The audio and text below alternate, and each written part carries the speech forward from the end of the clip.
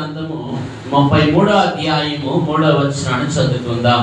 ఇర్మియా గ్రంథము 33వ అధ్యాయం 3వ వచనం. నాకు మొరపెట్టుము, నేను నీకు ఉత్తరం ఇచ్చేదను, నీవు గ్రహింపలేని గొప్ప సంగతులను, దూఢమైన సంగతులను నీకు తెలియజేతును. ఆమేన్. ఈ ప్రత్యేకమైనటువంటి స్వస్థల కార్యక్రమంలో ఏకీపించిన ಎಲ್ಲರಿಗೂ ప్రభు అయిన యేసుక్రీస్తు వారి నామమున కృపా సమాధానములు మీకు ಎಲ್ಲರಿಗೂ తోడైండును గాక. ఆమేన్. నన్ను భక్తులను ఈనాడును కృపతోను, నన్ను భక్తులను ఈనాడును కృపతోను, నిలమానించుమా పాపరాసులను మాపివేయు దేవా, నిలమానించుమా పాపరాసులను మాపివేయు దేవా, దైవాత్మారము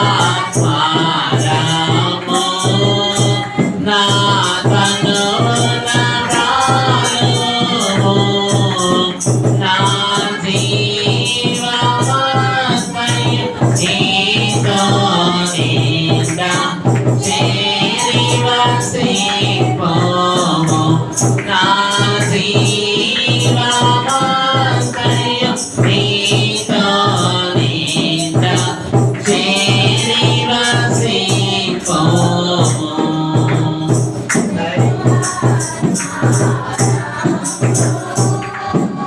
ప్రభునందు ప్రియమైన దేవుని పిల్లలారా, దేవుని వాక్యము ఇర్మియా గ్రంథము 33వ అధ్యాయం 3వ వచనంలో చూస్తే దేవుడు మాట్లాడుతున్నాడు. నాకు మొరపెట్టుము, నేను నీకు ఉత్తరం ఇచ్చేదను, నీవు గ్రహింపలేని గొప్ప సంగతులను, మరి గూఢమైన సంగతులను నీకు తెలియచే.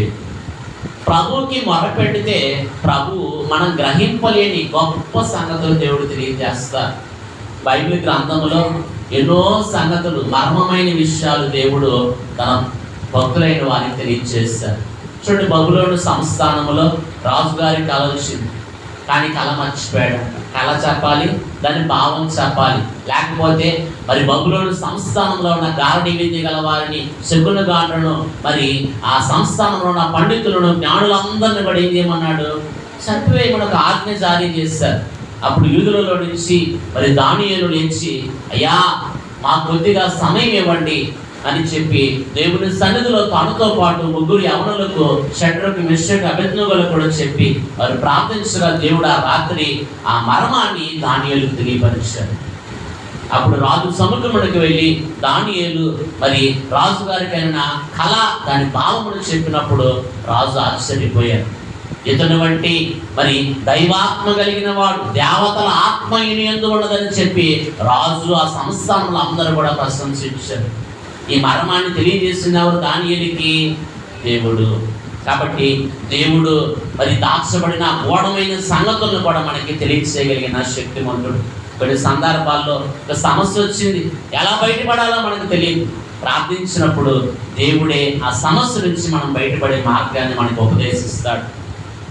కొన్ని సందర్భాల్లో ఎన్నో ఇలా బైబిల్ గ్రంథంలో మనం చూడొచ్చు, అవునా కాదా? ఇశ్రాయేలు ప్రయాణంలో నీరు లేక అల్లాడుస్తూ ఉన్నారు. అటువంటి సమయంలో దేవుడు మోషే అనే దైవజనుడు దేవుడికి మొరపెట్టగా, మోషే, దేవుని పర్వతములో ఒక రాయిని నేను చూపిస్తాను, ఆ బండను నువ్వు మరి ఆ బండతో మాట్లాడు, నీకు నేరిస్తుంది. ఒక సందర్భంలో కొట్టమన్నాడు, దాని నుంచి విస్తారమైన నీరు వచ్చింది. మరి వారందరూ తృప్తి పడే అంత సమృద్ధి అని నీరు వచ్చింది, అవునా కాదా? కనుక దేవుడు ఇలా ఎన్నో విషయాల్లో మనకి దాచబడిన మర్మాలను తెలియపరుస్తారు. గూఢమైన సంగతులు లోకంలో ఎవరో చెప్పని ఆయన చెప్తాడు. దైవజనులు దేవదాసయ్య గారికి కూడా ఇలాగే దేవుడు ఎన్నో విషయాలు తెలియజేస్తారు. దేవుని యొక్క లక్షణాలు ఎలాగుంటాయి అని బైబిల్ గ్రంథం నుంచి చూపించారు దైవజనులు, దేవుడు చెప్పగా. అలాగే 7 లోకంలో చరిత్ర గురించి దైవజనులు మనకు ఉపదేశించారు. రక్షణ మహాసంకల్పం గురించి ఏ భక్తులు చెప్పలేదు. ఆయన అనాది సంకల్పం ఇదని చెప్పి దైవజనులు దేవుడి దగ్గర మొరపెట్టగా దేవుడు ఆయన తెలియచేసిన సంగతులను మరి ఇచ్చిన ఉత్తరముల గురించి దైవజనులు మనకి తెలియపరిచారు. అలాగే దైవజనులు దేవదాసయ్య గారు ఒక రోజు ప్రార్థనలో ఉన్నప్పుడు దేవుడు దైవజనులకి మరి కనపడి నీకు ఒక బోర ఇస్తాను, దైవజనుడికి బోర ఇస్తానన్నారంట ప్రభు. ఏంటంట? బోర ఇస్తానన్నారంట. అయ్యగారికి అప్పుడు అర్థం కాలేదంట. కానీ తర్వాత కాలంలో దైవజనులు బోర ప్రసంగములు చేశారంట. ఏ ప్రసంగాలు? బోర ప్రసంగాలు. ఇప్పుడంటే బాక్సులు ఉన్నాయి, మైకులు, బాకాలు ఉన్నాయి. పాతకాలంలో మరి మన స్వరము కొంచెం దూరం ఎక్కువ వెళ్ళాలంటే మరి ఒక రేకుని ఇలాగూ బోరలాగా ఉంచి దాంట్లో నుంచి మాట్లాడితే కొంచెం స్వరం చాలా దూరం వెళ్తుంది అన్నమాట. అలాగూ నాటి కాలంలో దైవజనులంట రేకునే లేచి మరి ఒక పెద్ద చెట్టు, ఆ చెట్టు మీదకి ఎక్కి అక్కడి నుంచి మరి పాటలు పాడుతూ అలాగున దైవజనుడు దేవుని విషయాలు నాటి కాల ప్రజానికానికి బోర ప్రసంగముల ద్వారా, పద్యముల ద్వారా దైవజనులు తెలియపరిచిన వారుగా ఉన్నారు.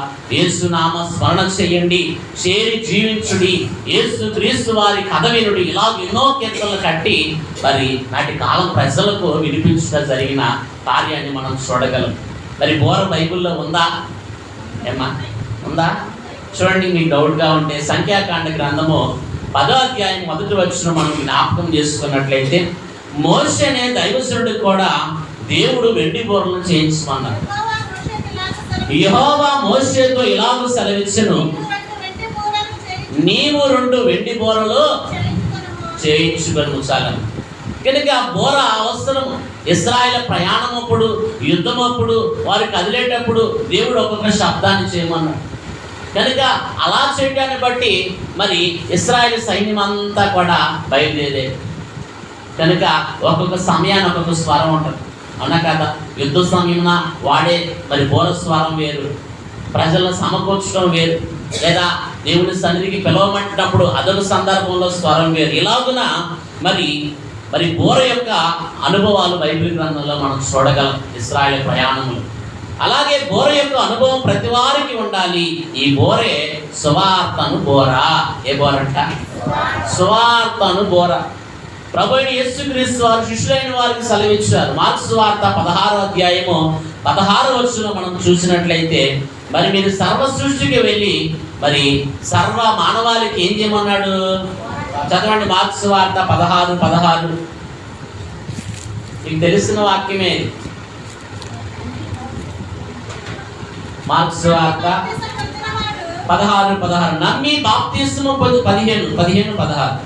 మరియు మీరు సర్వలోకములకు వెళ్ళి సర్వ సృష్టికి సువార్తను ప్రకటించుడి. నమ్మి బాప్తిస్మము పొందిన వాడు రక్షింపబడును, నమ్మని వానికి శిక్ష విధింపబడును. సర్వలోకములకు వెళ్ళి దేవుడు ఏం చేయమన్నాడు? సర్వ మానవాళికి కూడా మరి ఏం చేయమన్నాడు? సువార్త ప్రకటించుకున్నాడు. కాబట్టి బోర అనగా సువార్తనే బోర. దిస్ ఇస్ గుడ్ న్యూస్ అన్నమాట, శుభవార్త. ఏంటిదంటే ఇది? శుభవార్త. కాబట్టి దేవదూత కూడా ఏమని చెప్పింది? ఇదిగో ప్రజలందరికీ కలుగబోవు మహా సంతోషకరమైన శుభవర్తమానం నేను మీకు. దేవుని వార్త ఎటువంటిదంట? గుడ్ న్యూస్ అనగా శుభవర్తమానము. ఎటువంటిదంట? శుభవర్తమానము. కాబట్టి నేటి కాలంలో సర్వ సృష్టికి కూడా సువార్త ప్రకటించుట. కాబట్టి సువార్త అందరికీ అందాలి. సువార్త అందని గ్రామాలు ఇంకా ఉన్నాయి, చాలా ప్రాంతాలు. అరణ్యంలో ఉన్నవారు, తండాలు, ద్వీపాల్లో ఉన్నవారు, చాలా ప్రాంతాలకు ఇంకా ఏమవ్వాలా? సువార్త అందాలి. ఇప్పుడు మీడియా వచ్చింది, విస్తృతంగా సువార్త అందుతోంది. కానీ మీడియా లేని ప్రాంతాలు కూడా ఉన్నాయి. అడవులు, అరణ్యాల్లో ఏమండదు? టవర్స్ అందవు, అక్కడ సిగ్నల్ ఉండదు, అక్కడ వారికి ఇంత నాగరికత, నైపుణ్యత తెలియదు. అటువంటి వారికి వెళ్ళి చెప్తేనే వారికి ఏమవుతుంది? తెలుసుకుంటారు. కాబట్టి మరి సర్వ సృష్టికి వెళ్ళి ఏం చేయాలంట? సువార్తను ప్రకటించాలి. సువార్త చెప్పాలంటే చాలా మందికి సిగ్గు, నమ్మిన వారికి కూడా. పౌలు గారు అంటున్నారు, చూడండి, రోమాపత్రిక 1వ అధ్యాయం 16వ వచనంలో పౌలు మహాభక్తులు చెప్తూ ఉన్నాడు, సువార్తను ప్రకటించుటకు నేను ఏమండిగానంట?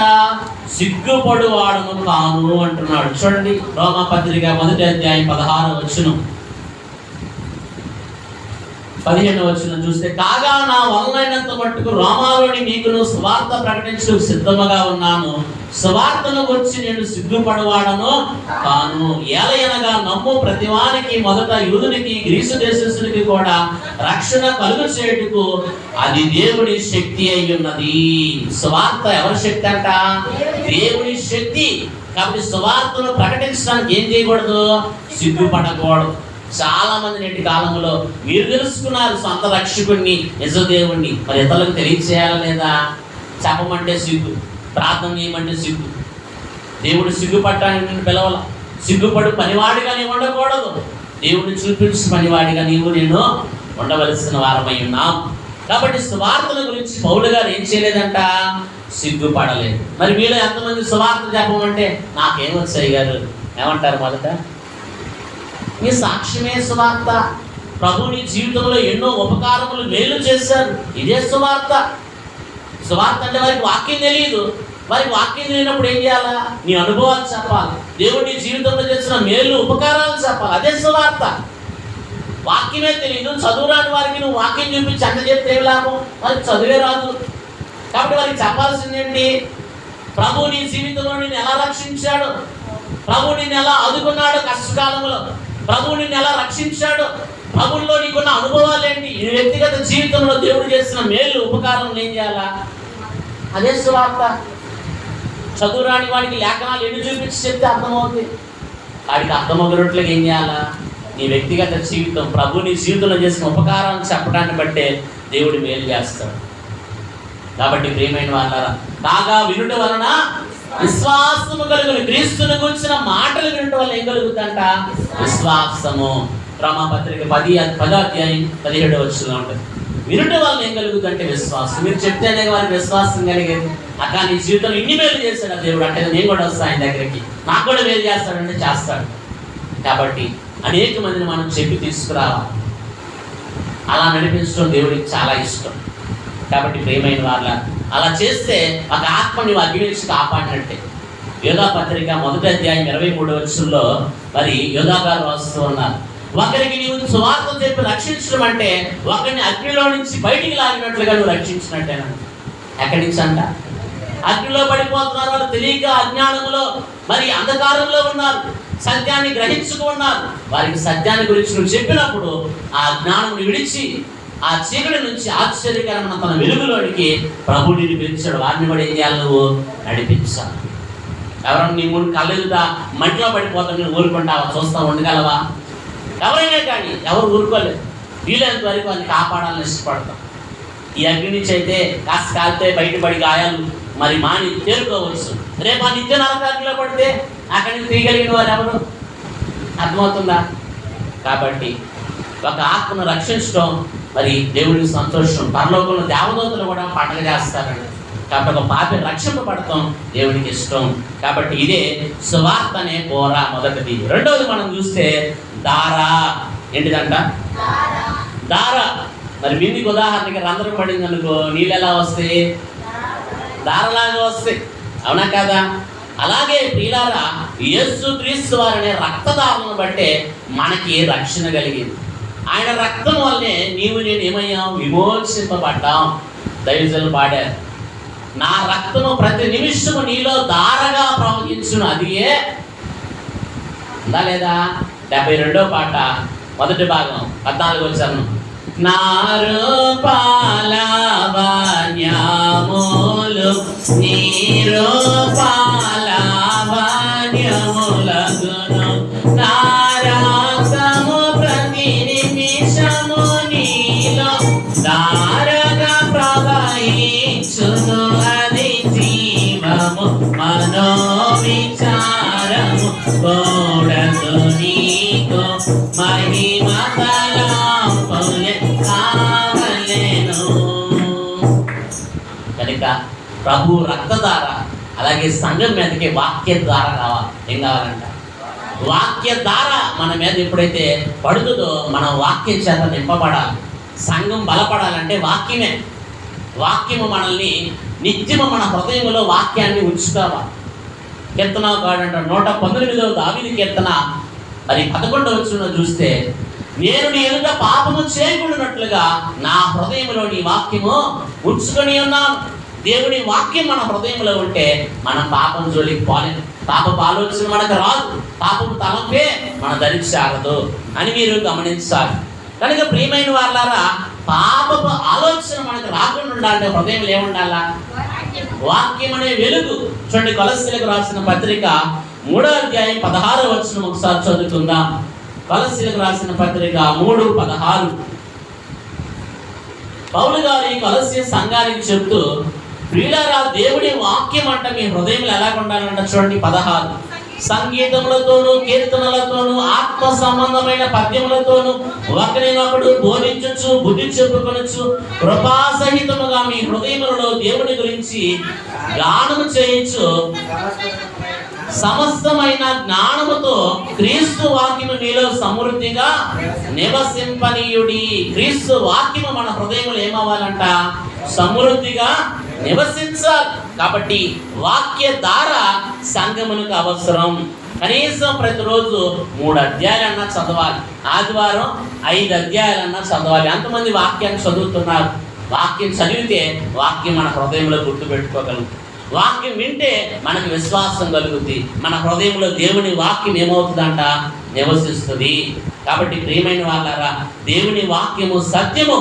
దీనికి భిన్నమైన బోధన మీరు అంగీకరించవద్దు. చూడండి, తిమోతికి రాసిన మొదటి పత్రిక 6వ అధ్యాయం 3వ వచనం మనం చూసినట్లయితే, తిమోతికి రాసిన మొదటి పత్రిక 6:3, ఎవడైనను మన ప్రభు అయిన యేసుక్రీస్తు యొక్క హితవాక్యములను దైవ భక్తికి అనుగుణ్యమైన బోధను అంగీకరింపక భిన్నమైన బోధను ఉపదేశించినట్లా మరి అట్టి వాటిని మీరు ఏం చేయాలా?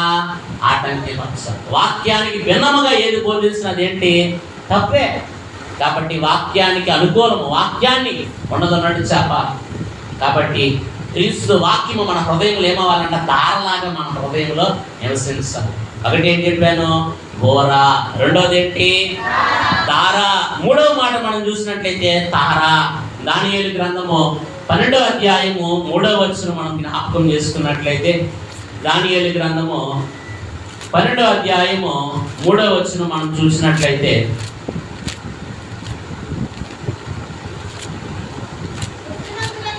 బుద్ధిమంతులైతే ఆకాశ మండలములోని జ్యోతులను పోలిన వారై ప్రకాశించెదరు. నీతి మార్గమును అనుసరించి నడుచుకున్నట్లు ఎవరు అనేకులను త్రిప్పుదురో వారు నక్షత్రముల వలె నిరంతరము ప్రకాశించుదురు. కాబట్టి బుద్ధిమంతులైతే ఆకాశ మండలములో నక్షత్రముల వల్ల ఏం చేస్తారంట? ప్రకాశిస్తారు. ఎంతమంది నువ్వు ప్రభు తట్టుకు నడిపిస్తావో నీవే ఒక జ్యోతిగా దేవుడు నిన్ను తయారు చేస్తాడు. ఏం చేస్తారంటే నీవే ఒక నక్షత్రముగా దేవుడు తయారు చేస్తాడు. అసలైన నక్షత్రం ఎవరు? యేసు ప్రభువారు. ఎవరమ్మా అసలైన నక్షత్రం? యేసు ప్రభువారు. కాబట్టి నక్షత్రము యాకోబులో ఉదయించింది. కాబట్టి ప్రియమైన వాళ్ళరా, తార అనగా నక్షత్రము. మనము దైవభక్తి లేకున్నా, ప్రార్థనా జీవితం లేకున్నా, పరిశుద్ధత లేకున్నా పరలోకం వెళ్ళము. కాబట్టి దేవుడి రాజ్యం పోగొట్టుకుంటున్నారేమో జాగ్రత్త. నీకు ఏది ఆటంకంగా ఉందో దాన్ని సరి చేసుకో, దిద్దుకో. ఈ లోకంలో ఉంటే వెళ్ళి, మరి ఈ లోకంలో నీవు కనుకుంటే లోకము నీతో రాదు. కానీ దేవుని రాజ్యము శాశ్వతం. లోకము దాని ఆశలు ఏమవుతాయి? ఎప్పటికైనా గతించిపోతాయి. కాబట్టి నీవు తారగా నక్షత్రముగా ఉండాలి. అందుకనే పౌలు గారు అంటారు, మీరు పైన ఉన్న వాటిని వెతకండి, భూ సంబంధమైన వాటిని వెతకవద్దు. నక్షత్రాలు ఎక్కడ ఉంటాయి? పైన ఉంటాయి, కింద ఉంటాయా? కాబట్టి మనం కూడా నక్షత్రం ఉండాలంటే ఎక్కడ ఉండాలా? కాబట్టి ప్రియమైన వాళ్ళారా, చూడండి, ఎఫెసీయులకు రాసిన పత్రిక 5వ అధ్యాయము 4వ వచనం చదువుకున్నట్లయితే, అపోస్తలుడైన పౌలు ఎఫెసీయులకు రాసిన పత్రిక 5వ అధ్యాయము 4వ వచనం, కృతజ్ఞతావచనమే మీరు ఉచ్చరింపవలెను, కానీ మీరు భూతులైనను పోకిరి మాటలైనను సరసోక్తులైనను ఉచ్చరింపకూడదు. ఇవి మీకు తగవు. కాబట్టి వ్యభిచారి అయినను, అపవిత్రుడైనను, విగ్రహారాధికుడైనను, లోబి అయినను క్రీస్తు యొక్కయు దేవుని యొక్కయు రాజ్యమునకు హక్కుదారుడు కాడని సంగతి మీరు నిశ్చయముగా తెలియను. కాబట్టి ప్రియమైన వాళ్ళారా, దేవుని రాజ్యంలో మనం ఉండాలంటే ఇటువంటి క్రియలు మనలో ఉండకూడదు. వ్యర్థమైన మాటలు, బూతులు, సరస్వక్తులు, ఇతరులను మనం గాయపరచడం, మరి ఇటువంటి పడులు ఉండకూడదు. దేవుడు పరిశుద్ధుడు. ఆయన నమ్మిన మనం కూడా ఎలాగ ఉండాలి? పరిశుద్ధంగా ఉండాలి. లేవీకాండం 11:44 వచ్చినాడు. యెహోవానైన పరిశుద్ధునైన ప్రకారం మీరు కూడా ఎలాగ ఉండాలి? పరిశుద్ధముగా ఉండడానికి దేవుడు నిన్ను పిలిచాడే తప్ప పాడైపోవడానికి పిలవాలి. చాలా మంది వస్తారు, లోకం కావాలి, ఇది కావాలి, అవా రెండు దొరుకుతాయా? దేవుడా లేకపోతే లోకమా? లోకంలో ఉన్నంత మాత్రాన లోక మాలిన్యాన్ని అంటించుకోవసరం. యేసు ప్రభు ఈ లోకంలో 33 సంవత్సరాలు జీవించారు, మనకు మాదిరి చూపించారు. ఆయన పాపుల మధ్య ఉన్న పాపం అంటిందా? పాపుల మధ్య భోజనం చేశాడు, సుంకర్ల మధ్య, కానీ ఆయన పాపం అంటిందా? పాపుల సుంకరులు ఉన్న పంక్తిలకు జయించిన, పాపుల సుంకరులు ఉన్న పంక్తిలకు జయించిన రక్షకానా వందనాలు, శ్రీ రక్షకానా వందనాలు. వాళ్ళ మధ్య కూర్చొని భోజనం చేశాడు, అంత మాత్రం పాపం అంటించుకున్నాడా? కాబట్టి మనం కూడా ఈ పాపలోకంలో ఉన్నాం. పాపం అంటించుకోకుండా ప్రత్యేకంగా జీవించుకోవాలకే ప్రభు పిలిచాడు. తామర పుష్పం ఉంటుంది, ఉదాహరణకి బురదలోనే ఉంటుంది. బురద దాని మీద ఉంటుందా? బురద నీరు దాని మీద ఉంచుకుంటుందా? పడగానే జారవిడిచేస్తుంది. అదను మొక్క పాపమైనా అంటకుండా ఉండాలి. అంటుని దూరంగా యోసేపు వలె పారిపోవాలి. యోసేపు పాపమును చూసి పారిపోయాడా? నిలబడ్డాడా? పారిపోయాడు. కాబట్టి నీవు తారలాగా ఉండాలి, ఒక నక్షత్రంలాగా నీవు ఉండాలంటే నీవు కూడా ఈ లోక మాలిన్యం ఏం చేయకూడదు? అంటించకూడదు. అప్పుడు నువ్వు ఎలాగుంటావు? పైవాడుగా ఉంటావు. ఎలా ఉంటావంట? కాబట్టి తార, ప్రతి ఒక్కరు కూడా ఒక తార నక్షత్రముగా ఉండాలి. ప్రభు నక్షత్రం అయితే ఆయన పిల్లలమైన మనం కాదా? కాబట్టి ప్రేమైన వాళ్ళ అటువంటి స్థితి కలిగి ఉండాలి. 4వదిగా మనం చూస్తే మరి నారా ఏంటిదంట? నార. ఉదాహరణ కొన్ని మొక్కలు ఎదిగేటప్పుడు ఏం చేయాలా? వాటికి నార పెట్టి కట్టాలి. ఉదాహరణ మీకు ప్రాంతాల్లో తమలపాకులు ఉన్నాయి. అమ్మ ఏం చేస్తారు? నార తీసుకొని ఏం చేయాలా? రోజు కట్టే పని, దానికోసమే పని. ఏం చేయాలంటే రోజు దానికి ఎదుగుతూ ఉంటుంది, అది కొమ్మ చిగురిస్తూ ఉంటుంది, ఎదుగుతూ ఉంటుంది. దాన్ని ఏం చేయాలి? కట్టే కొంది ఆకులు బాగా పెద్దగా అవుతుంది. వాటిని దావు చూపించాలి. రోజు ఏం చేయాలి? వాటిని పైకి కట్టాలి. కాబట్టి నార అనగా కొన్ని మొక్కలు ఎదిగేటప్పుడు నార పట్టుకొని కడతారు, అటు ఇటు మరి వెళ్ళిపోకుండా. అలాగే మనము కూడా దేవునితో నీవేం చేయాలా? అంటు కట్టబడాలా. యోహాను సువార్త 15:5 ప్రభువుతో మనం ఏమవ్వాలా? ప్రభు అంటున్నా, నిజమైన ద్రాక్షావళిని నేను, తీగలెవరు? మీరు నాలో ఏమవ్వాలా? అంటుకొట్టబడాలా. మీరు ఫలించాలంటే తీగ ద్రాక్షావళితో ఏం చేయాలా? కలిసి ఉండాలి. చూడండి 15:5 ద్రాక్షావళిని నేను, తీగలు మీరు. ఎవడు నా యందు నిలిచి ఉండునో, నేను ఎవని యందు నిలిచి ఉండునో వాడు బహుగా ఫలించును. నాకు వేరుగా ఉండి మీరు ఏమీ చేయలేరు. కాబట్టి ఈ మొక్కకి మరి అంటి పెట్టుకొని నార కడతారు. మొక్క నుంచి వేరు చేసి కడితే ఏమవుద్ది? మొక్క ఎండిపోదు. అవునా కదమ్మా? కట్టేటప్పుడు ఏం చేస్తారు? మొక్క నుంచి కట్ చేసి వేరుకి కడతారా? మొక్కతో ఉంటేనే పైకి కడతారు. అంటే మనం కూడా ఏమవ్వాలా? ప్రభువుతో ఉంటేనే మనం కూడా ఎదుగుతాం, ఫలిస్తాం, అభివృద్ధి పొందుతాం. ప్రభువుకి వేరుగా ఉంటే ఏమీ రాదు. లోతు పచ్చగా ఉందని సొదొమ గొమొర్రా ప్రాంతం ఎంచుకున్నాడు. అబ్రహాము చూస్తే ఎటు చూసినా ఎండిపోయిన స్థితే. అబ్రహాం అన్నాడు, లోతు నువ్వు ఎటెళ్ళు, ఆ తర్వాత ఇంకో దిక్కు నేను వెళ్తా అన్నాడు. లోతు పచ్చగా ఉంది. సొదొమ గొమొర్రా ఎలాగుందంట? యెహోవా దీవించిన తోట వలె ఉందంట. ఎలాగుందంట? అంత పచ్చగా ఉంది. ఆహా, నా మందకి మంచి మేత దొరుకుతుందని వెళ్ళిపోయాడు. కానీ అబ్రహాం ఎటు చూసినా విడిబారిన స్థితి. కానీ దేవుడు అబ్రహామును ఆశీర్వదించడం మొదలుపెట్టాడు. అబ్రహాము ఎటు వెళ్ళినా అటుపక్క అంత ఆశీర్వాదంగా దేవుడు మార్చేస్తాడు. చివరికి పచ్చగా ఉండి సొదొమ గొమొర్రా ఏమైపోయింది? అగ్ని గంధకముల చేత పట్టణము నాశనం చేయబడింది. కాబట్టి లోకంలో నువ్వు పచ్చగా ఉన్నావు, అభివృద్ధి పొందాలని అన్ని నువ్వు ఆశించవచ్చు, కాదనట్ల. దేవుడు లేకపోతే నీవు ఎంత ఉన్నా ఉపయోగం లేదు, అంత శూన్యం. లోతుకి చాలా ఉంది, పచ్చగా ఉంది, కానీ లోతుని ఆస్తి అంతా కూడా సొదొమ రాజులందరిని కూడా పట్టుకొని వెళ్ళలేదా? కాబట్టి ప్రియమైన వాళ్ళారా, దేవుడితో మనం అంటుకట్టబడాలి, లోకముతో కాదు. చూడండి, రోమీయులకు రాసిన పత్రిక 11:15-16 నుంచి కొన్ని వచ్చిన రోమా పత్రిక. వారిని విసర్జించుట రోమాపత్రిక 11వ అధ్యాయము 16వ వచనం. ముద్దలో మొదటి పిడికడు పరిశుద్ధమైనదైతే ముద్ద అంతయు పరిశుద్ధమే, వేరు పరిశుద్ధమైనదైతే కొమ్మలను పరిశుద్ధములే. అయితే కొమ్మలలో కొన్ని వేరు చేయబడి అడవి ఒలీవ కొమ్మయ్య ఉన్న నీవు వాటి మధ్యను అంటుకట్టబడి ఒలీవ చెట్టు యొక్క సారవంతమైన వేరులో వాటితో కలిసి పాలు పొందిన ఎడల ఆ కొమ్మల పైన నీవు అతిశయింపకు. కాబట్టి నిజమైన ద్రాక్షవల్లి ప్రభువే. ప్రభువుతో నీవు అంటుకట్టబడాలి.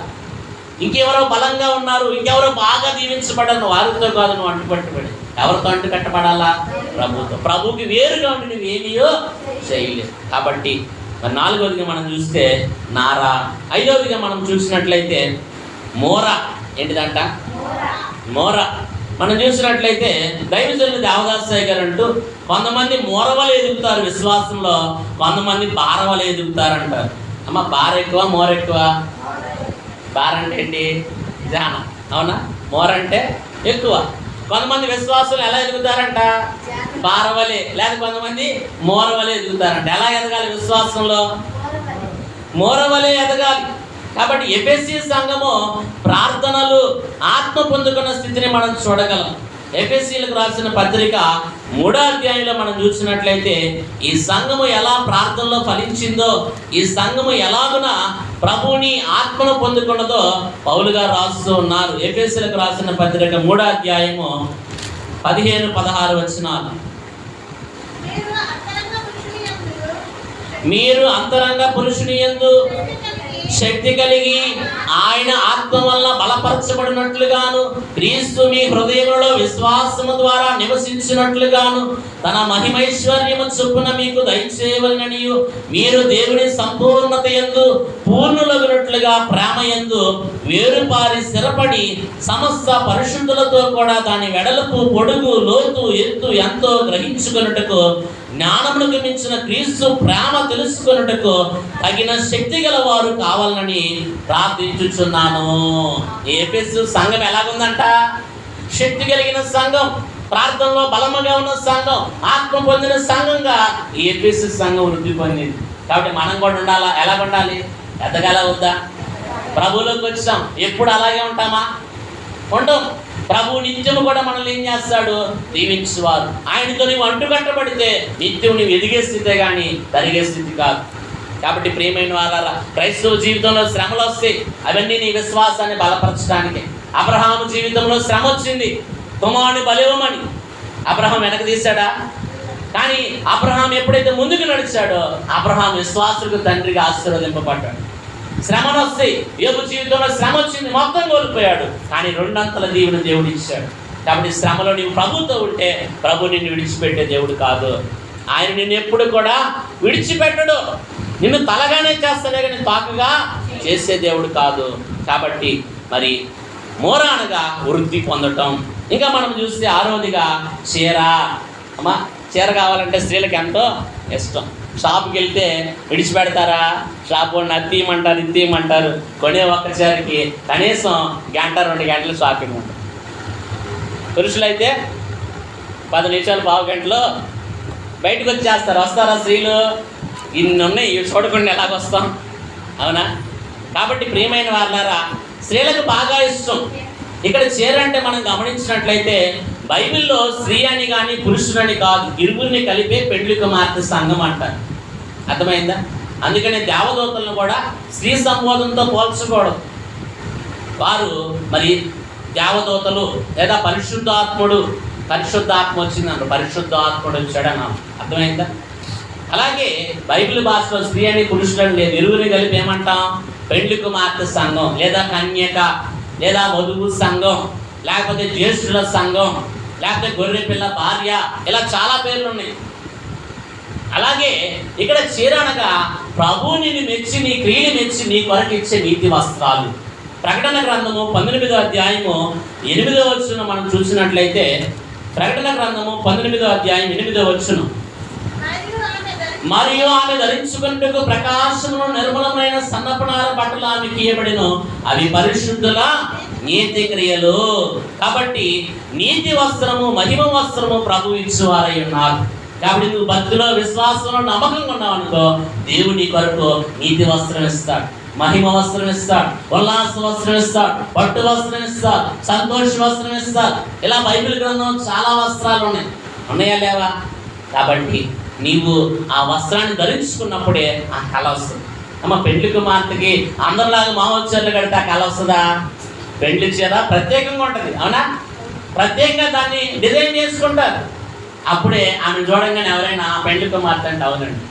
మామూలుగా సాదా సీదాగా ఉందనుకో, అమ్మ ఈమె పెళ్లి కుమార్తె అంటే మీరు నమ్ముతారా? పెళ్లికి వచ్చినా మాత్రం ఊరుకోండి, ఆమె ఏంటంటే పిచ్చి పిచ్చిగా ఉంటే. మంచి చీర పెళ్లి కుమార్తె అంటే ఎలాగుంటుంది? ఎవరు కాదు, అందరికంటే ఎలాగుండాలా? అలాగే నీవు కూడా ప్రభువులో ప్రత్యేకంగా ఉండాలి. ప్రభు ఇచ్చే నీతి వస్త్రం, మహిమ వస్త్రం ధరించుకున్నప్పుడు మనం కూడా ఎలాగుంటాం? ప్రత్యేకముగా ఉంటాం. రేపు ఆకాశ మండలకు ప్రభు వస్తున్నారు, ఆయన మనల్ని ఆకర్షించి ఏం చేస్తారు? మేఘములకు తీసుకువెళ్తారు. కాబట్టి 6వదిగా చీర. 7వది మనం చూస్తే వారా. ఏంటిదంట? సహజంగా అందరూ అంటారు, అందరూ దేవుళ్ళు ఒకటే కదండి. చాలామంది అన్ని పటాలతో పాటు యేసయ్య పటం కూడా పెట్టుకుంటారు.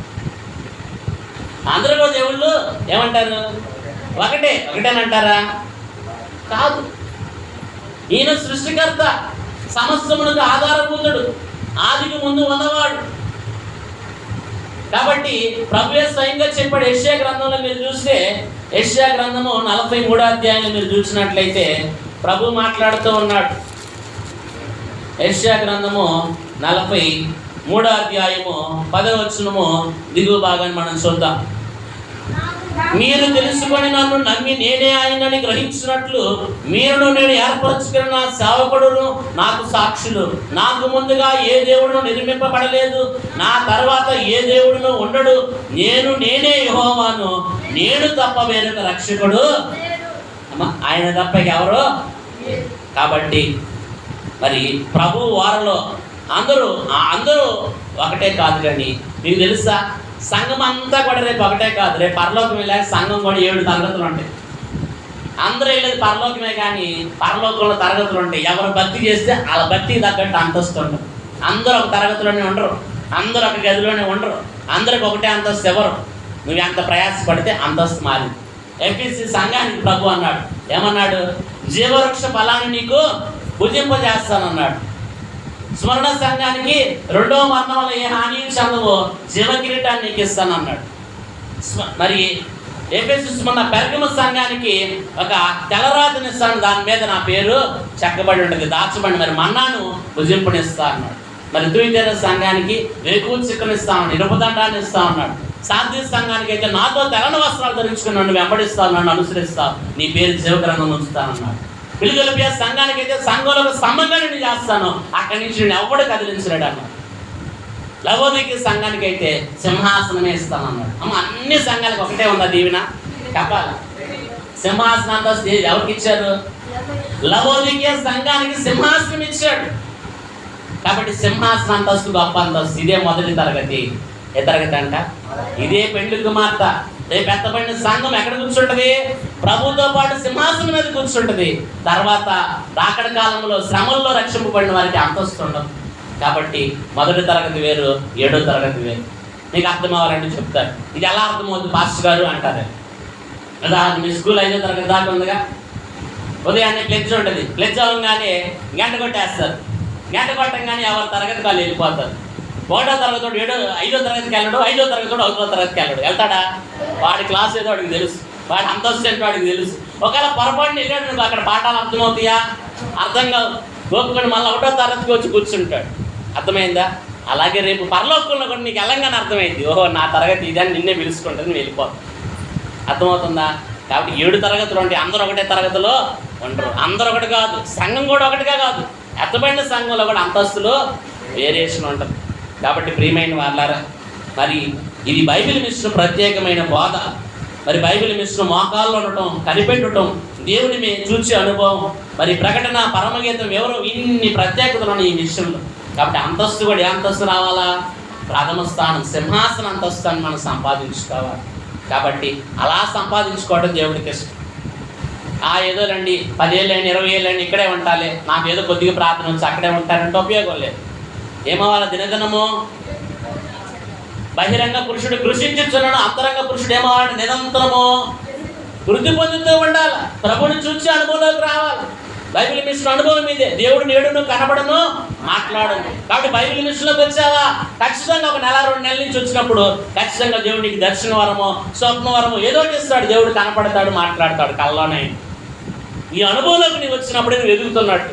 ఏది లేదనుకో నువ్వు అక్కడే ఉన్నట్టు. అంటే నీ మనసులో ఇంకా ప్రభువుకి స్థానం ఇవ్వలేదు. ఏదో బలహీనతలు, ఏదో ఒక గందరగోళం నీవు ఉన్నావు. పరిపూర్ణంగా ప్రభు మీద నీవు ఆనుకునే స్థితి లేదన్నట్టు. దినమనకు 1 గంట ఏం చేయాలా? ప్రార్థనా జీవితం కలిగి ఉండాలి. ప్రభు సహవాసం కలిగి ఉంటేనే ప్రభు ఇచ్చే గొప్ప గొప్ప వరాలైనా, ఫలాలైనా, ఆశీర్వాదాలైనా మనం ఏం చేయగలుగుతాం? అందుకోగలం. కాబట్టి దైవజనుడు ఇలా అందుకున్నాడు కాబట్టి గొప్ప దైవజనుడు గొప్ప సంగతులు ఈ లోకానికి ఏం చేశారు? తెలియజేస్తారు. ఒకటి ఏం చెప్పాను? బోరా. రెండవది ఏంటి? దార. మూడవది తార. నాలుగవది నార. ఐదవది మోర. ఆరవది చీర. ఏడవది ఓర.